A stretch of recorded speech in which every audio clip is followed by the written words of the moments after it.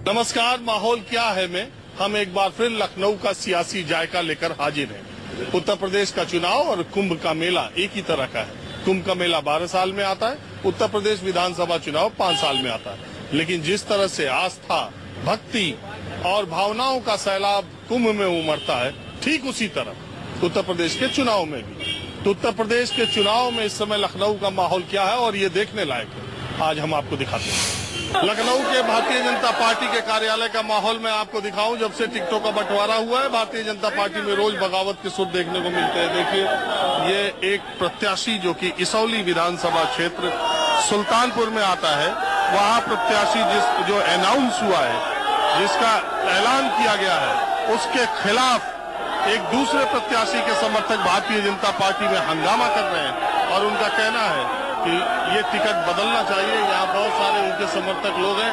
आप किसके लिए आए हैं? मैं दूसरे के लिए आया हूँ। यहाँ आए हैं संजय भैया के साथ, लेकिन वहाँ पे चुनाव कोई जीत सकता है तो बबीता तिवारी हैं, जो 2 बार से जिला पंचायत सदस्य रही हैं, और उनके अलावा वहाँ पे कोई चुनाव नहीं जीत सकता। विधानसभा में इसौली विधानसभा 187 बबीता तिवारी ही वहाँ पे चुनाव जीत सकती हैं।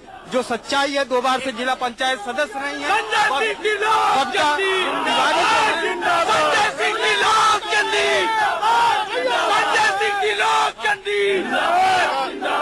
किसी बबीता तिवारी को टिकट दिलाने की बात हो रही थी। अब ये संजय सिंह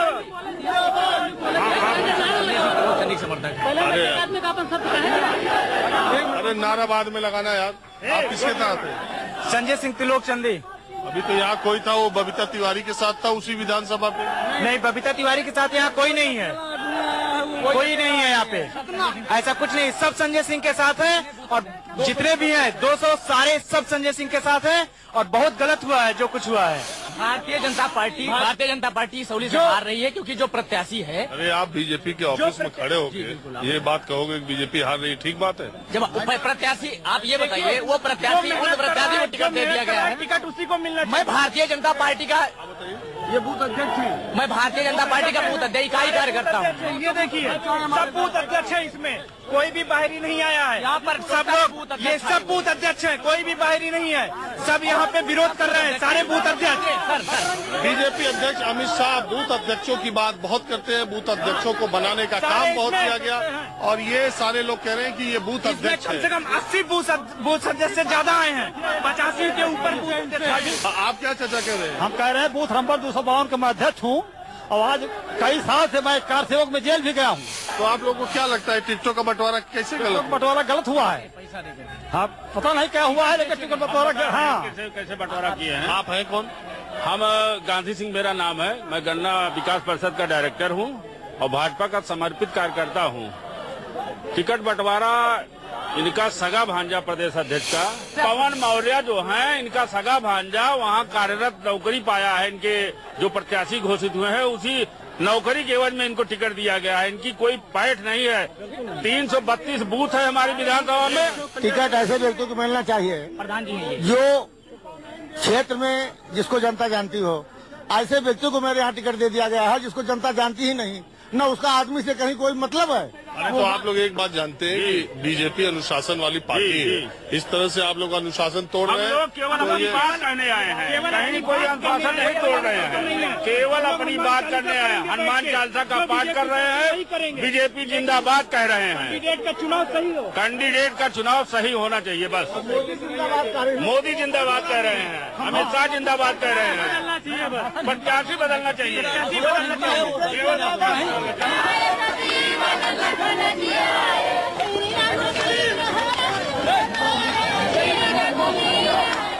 टिकट बंटवारे का ऐसा विरोध आपने पहले कभी नहीं देखा होगा। बीजेपी ऑफिस में विरोध में हनुमान चालीसा पढ़ा जा रहा है।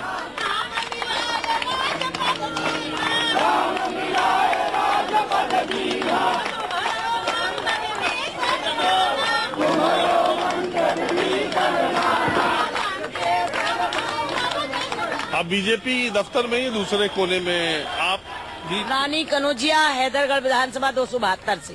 हैदरगढ़ तो बहुत हाई प्रोफाइल विधानसभा है। राजनाथ जी जी मैं 2 बार माननीय राजनाथ सिंह जी की प्रस्तावक रही हूँ। मैं वहाँ प्रमुख भी रही हूँ और वर्तमान में मैं जिला पंचायत सदस्य भी हूँ इस समय पे। लेकिन वहाँ पे जो चारों पार्टी से घूम के मिला आया आदमी, उसको उन्होंने वहाँ पे टिकट दे दिया, जिसका जनता के काम से कोई सरोकार नहीं है। और जनता एक तरफ चिल्ला रही है कि टिकट रानी कनौजिया को मिलना चाहिए, लेकिन भारतीय जनता पार्टी ने किसी का भी ध्यान नहीं रखा। आप कब से हैं भाजपा में? मैं 17 सालों से भाजपा में हूँ। कभी छोड़ के गई नहीं? छोड़ के मैं कभी नहीं गई हूँ। भारतीय जनता पार्टी ने ही मुझे एक बार और छोड़ा था, और जब मैं जिला पंचायत लड़ी हूँ तब भी मुझे भारतीय पार्टी ने ही किनारे कर दिया था, लेकिन फिर भी मैं जीत के इसी में आई। तो मतलब आपको टिकट नहीं मिलेगा तो हैदरगढ़ हार जाएगी बीजेपी? हैदरगढ़ नहीं, डिस्ट्रिक्ट बाराबंकी में कोई सीट नहीं है जिसपे बीजेपी जीत रही हो। एक भी सीट नहीं है बाराबंकी में जिसपे बीजेपी जीत रही हो। ये बात केशव मौर्य अमित शाह तक कैसे नहीं पहुंच पाई? ये केशव मौर्य अमित शाह जी से मिलने ही नहीं दिया जा रहा है, तो उन तक बात कहाँ जाएगी? गजब माहौल है भारतीय जनता पार्टी में। आपको मैंने दिखाया सुल्तानपुर की एक सीट का हाल, बाराबंकी की हैदरगढ़ सीट की महिला रानी कनौजिया को आपने देखा ही। अब हम आ गए बुंदेलखंड। बुंदेलखंड में ये हमीरपुर प्रत्याशी हटाओ भाजपा बचाओ, तो ये अनिश्चितकालीन धरना है आप लोग का। धरना किसके खिलाफ है? धरना हमीरपुर 228 विधानसभा में अशोक सिंह चंदेल को टिकट दिया गया। बीएसपी वाले? नहीं, बीएसपी में थे पहले, सापा में भी रहे, विभिन्न दलों से ट्रांसफर होकर यहाँ आए और अभी हाल ही में शामिल हुए, और बीजेपी ने उनको टिकट दे दिया, जो कि उनकी हिस्ट्री पिछले 30 साल से पूरा जिला हमारा उनके खिलाफ उनसे लड़ रहा संघर्ष। उनकी हिस्ट्री शीटर आप देख सकते हैं, ऐसा कोई केस नहीं होगा जो उनके खिलाफ लगा ना हो। कितनी ये आपको पता है? आपकी पार्टी के बड़े नेताओं को नहीं पता? सबको मालूम है, पार्टी में हम यही विरोध दर्ज कराने के लिए लेके आए हैं। आप पता कर सकते हैं, पूरी हिस्ट्री है, भगोड़ा घोषित है। ये देखिए करीब करीब 21 मुकदमे की लिस्ट ये लेकर चले हैं हमीरपुर में। अरे तो विधायक तो रहे हैं ना ये विधायक? जी, अभी तो विधायक हैं ये? नहीं है, इस समय नहीं है। पहले जीते थे अशोक चंदेल? हाँ, पहले विधायक थे, प्रेजेंट टाइम में नहीं है। और बीजेपी का पूरा कार्यकर्ता हतोत्साहित है। और आप चाहते किसको आप लोग? हम किसी को भी दे दिया जाए, स्वच्छ सभी का संस्कारवान और जो जनप्रिय नेता है, जनप्रिय नेता को दिया जाए टिकट। इस तरह के अपराध। आप क्या नंबर 1 मतलब? नंबर 1 पे युवराज सिंह है, जो साफ सुथरे छवि के हैं, पिछले बार MLC भी थे। तो आए हैं? बिल्कुल आए हैं, आगे हैं, वो आए हुए हैं। मैं ये कह रहा हूँ कि ये क्या पार्टी में अनुशासनहीनता नहीं है? आपके समर्थक इस तरह से नहीं, तो पार्टी में अनुशासनहीनता क्यों? हम तो प्रत्याशी का विरोध करके चेंज करने की बात कर रहे हैं। हम विरोध पब्लिक में तो दर्ज नहीं कर रहे ना, हम तो कार्यालय में रहे, और हमारा अधिकार है जो हमारे ऊपर के नेता हैं उनसे अपनी बात रखेंगे। यहाँ नहीं सुनी जाएगी तो राष्ट्रीय अध्यक्ष तक जाएंगे, दिल्ली भी प्रयास करेंगे। तो इसमें अनुशासनहीनता कहाँ हुई? तो फिर आपको कैसे लगता है कि आपकी बात नहीं पहुंची और ऐसे पहुंच जाएगी? नहीं, अब आप लोग पहुंचाएंगे तो बिल्कुल पहुंचेगी। समाजवादी पार्टी में बीजेपी दफ्तर की तरह नारे, शोर, विरोध प्रदर्शन नहीं हो रहा है, क्योंकि यहाँ पर एक अखिलेश यादव का वन मैन शो है, तो सब लोग अपनी अपनी कोशिशें अपने अपने तरीके से कर रहे हैं। मैं इस वक्त समाजवादी पार्टी दफ्तर में हूँ। बहुत सारे जिलों के कार्यकर्ता नेता यहाँ पर आए हुए हैं अपने पसंदीदा लोगों को टिकट दिलवाने के लिए। अगर गलत टिकट कहीं बट गया तो उसको बदलवाने के लिए, या जिन सीटों पे अभी टिकट अनाउंस नहीं हुआ है वहाँ टिकट पाने के लिए। तो आप कहाँ से आए? हम इलाहाबाद से आए हैं। राजेश यादव, 259 मेजा विधानसभा। तो आपके यहाँ टिकट अनाउंस हो गया? हमारे यहाँ टिकट अनाउंस हो गया है श्री राम सेवक पटेल जी को। तो दावेदार में आप भी थे? हम भी दावेदार थे समाजवादी पार्टी की तरफ से। अच्छा, कुछ अब उम्मीद है कि? अब उम्मीद है कि हम लोगों को माननीय मुख्यमंत्री जी अभी उम्मीद लेकर हम लोग बैठे हैं। यदि उम्मीद नहीं होगा तो माननीय मुख्यमंत्री जी का अंतिम निर्णय सर्वमान्य है। हम लोगों को जो उनका आदेश निर्देश होगा वो हम लोग पालन करेंगे। समाजवादी पार्टी के सच्चे सिपाही, कुछ हल्ला गुल्ला? हम लोग समाजवादी पार्टी के सच्चे सिपाही के रूप में काम करेंगे। चलिए, अरे आवाज है जी। आप कहाँ से? हम तो सुल्तानपुर से हैं। सुभाष त्रिपाठी मेरा नाम है जी जी। और लम्भुआ में आदरणीय मुलायम सिंह यादव ने अपनी लिस्ट में मेरा नाम घोषित किया था, और जो दूसरी लिस्ट निकली राष्ट्रीय अध्यक्ष आदरणीय अखिलेश यादव जी की, उसमें मेरा नाम नहीं है। तो मैं तो आया था मिलने जुलने, और अब जिले की तरफ जा रहा हूँ, क्योंकि मेरी समझ से टिकट फाइनल हो गया है उनका। और यदि परिवर्तन होता है तो चुनाव हम लोग लड़ेंगे, और नहीं भी परिवर्तन होता तो अखिलेश जी को मुख्यमंत्री बनाने के लिए पूरी कोशिश हम लोग करेंगे। तो ये आपका नाम बाप की लिस्ट में था, बेटे की लिस्ट में कट गया? नहीं, बाप बेटा क्या, मैं तो मानता हूँ कि मुलायम सिंह जी यादव जी तो समाजवादी पार्टी हैं, और लेकिन उस समाजवादी पार्टी की आत्मा आदरणीय अखिलेश यादव जी। आप चाचा, आप कहाँ से आए? मैं इस कादीपुर सुल्तानपुर से आया हूँ। अच्छा, आप भी टिकट चाहते हैं? मैं विधायक हूँ वर्तमान में। अच्छा, आप हैं अभी विधायक? मैं हूँ। अच्छा, और अपने विधानसभा क्षेत्र से मैं एक पहला व्यक्ति हूँ, पूर्वांचल में 51% मत मुझे मिले थे।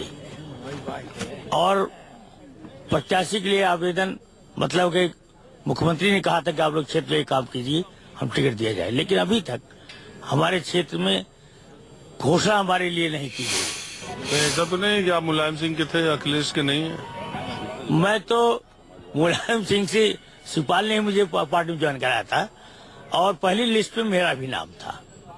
अच्छा, मुलायम सिंह वाली लिस्ट में आप भी थे? लेकिन अभी 24 तारीख को माननीय अखिलेश जी के कार्यक्रम था हमारे क्षेत्र मोतीपुर में। वहाँ मंच पर उन्होंने घोषणा किया तुम्हें चुनाव लड़ाएंगे, और जनता से अपील किया कि जिताएंगे, जबकि 400 गाड़ी लेकर के मैं भी उसमें शरीक हुआ था। माहौल क्या है में वक्त हो चला एक ब्रेक का। ब्रेक के बाद आपको ले चलेंगे दारुल सफा, जिसे नेता नगरी कहते हैं।